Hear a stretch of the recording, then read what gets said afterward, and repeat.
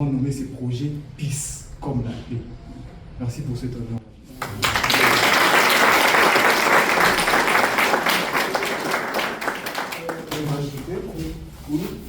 Majesté, je ne voudrais pas qu'il puisse monopoliser la parole, mais je voudrais aussi profiter de l'occasion pour exprimer ma gratitude envers votre Dieu qui nous a permis d'avoir un parcours grandiose.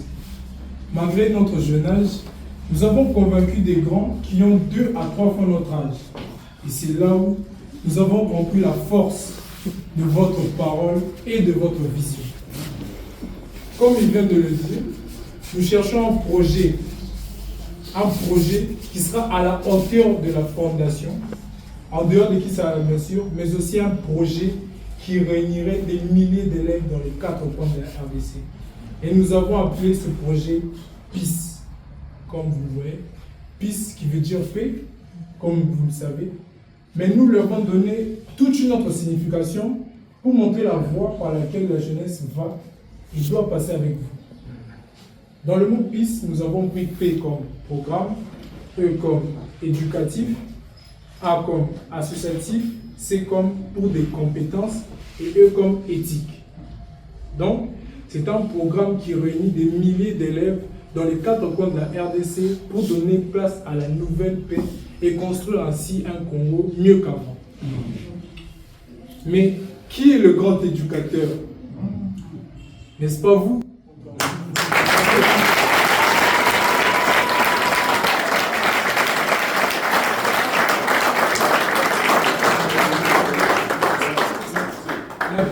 La paix dont on parle, la paix. Mais c'est vous, Majesté.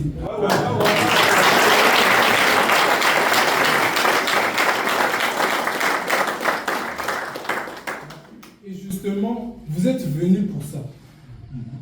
La preuve est, lorsque vous avez permis à votre fondation de se rendre à Mwanda pour la première édition PIS, qui s'est tenue en octobre dernier, en octobre, la bonne nouvelle de votre retour est tombée 2 jours après notre arrivée à Mwanda.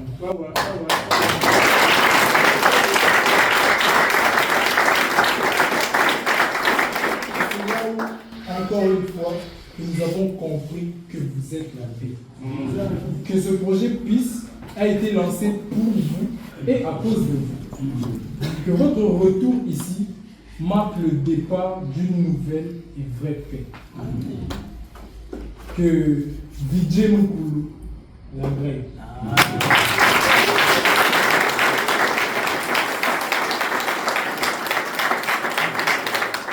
Merci beaucoup, merci beaucoup. Merci, jeune demoiselle. La cadette.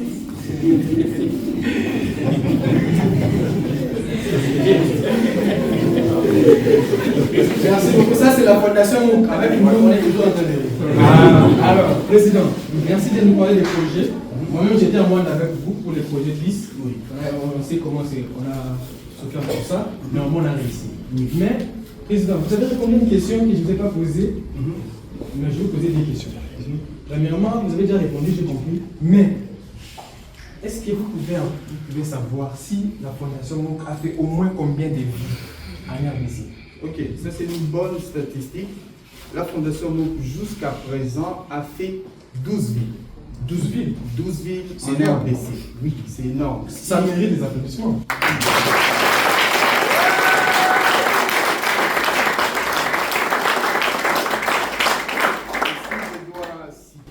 Ces villes-là, je commençais par Kinkonka, Kimpese, Matadi, Boma, Mwanda, Bandunduville, Kikwit, Lubumbashi, Kolwezi, Kalemi, Kabalo, Kisasala.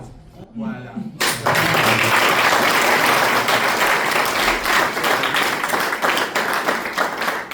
Comme vous avez bien compris, 12 villes, c'est énorme, mesdames et messieurs. Amen. Alors, président, 12 villes, beaucoup de voyages, beaucoup de dépenses, beaucoup d'argent. Mais qu'est-ce qui vous manque actuellement? Ah, il nous manque encore du chemin et nous profitons, comme Sa Majesté est là, s'il va nous faire grâce, de pouvoir entendre au moins les cris de Jonelle. Il faut la comprendre, parce qu'elle est encore jeune, elle a peut-être peur, mais elle va au moins dire ce qu'elle avait prévu par rapport aux villes, parce qu'elle avait dit Moi, je vais donner mon message sur les villes. Jonel, tu veux dire? Majesté, c'est Jonel Moulom. Nous rendre dans plusieurs villes de la République nous a fait comprendre tellement de choses. Entre autres, l'immensité de travail à effectuer dans ces pays, et c'est là où votre fondation vous sera d'une très grande utilité. Parce qu'elle est constituée d'un ensemble de jeunes très motivés et qui comprennent déjà ce que vous voulez. Chaque descente dans une nouvelle ville est un pas de plus. Et votre touche personnelle, Majesté, c'est vos pieds et votre aura qui descendent sur place.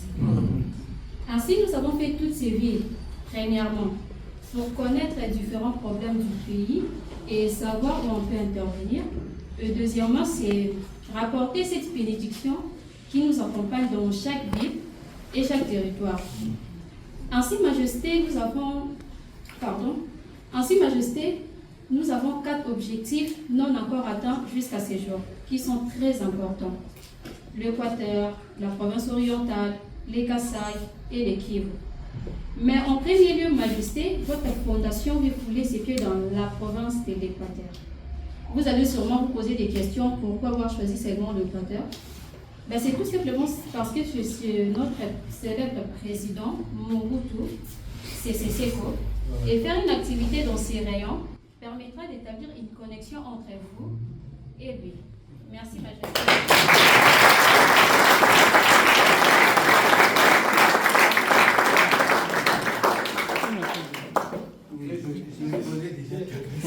Je suis en train de rire parce que c'est comme si j'ai posé les questions qui viennent de là. Oui. Vous avez parlé des Équateurs, vous avez parlé des 4 villes et tout. Mais moi, j'aimerais savoir pourquoi seulement Mobutu? Ok. Elle vient de le dire tout à l'heure. Mais on le prendra. Pourquoi on a choisi le président Mobutu? Parce que ça a été l'icône qui doit donner à l'icône. Tu comprends? Oui, je comprends. La princesse Esther, que tout le monde connaît ici, a fait un tour au Maroc et elle a rencontré notre maman Bobila, qui lui a dit qu'il faut qu'il puisse aller chez son père. Il faut qu'il puisse rencontrer son père. Mais ici, j'ai bien dit, si Sa Majesté doit être confortablement assis, nous, on doit faire le pas pour lui.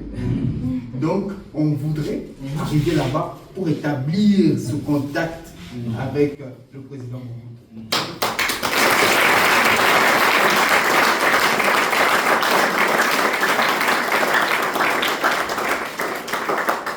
Alors, on continue. Merci beaucoup, Majesté. Alors, Président, vous avez fait 12 villes. Vous avez fait 12 villes, vous avez rencontré des gens, vous avez impacté.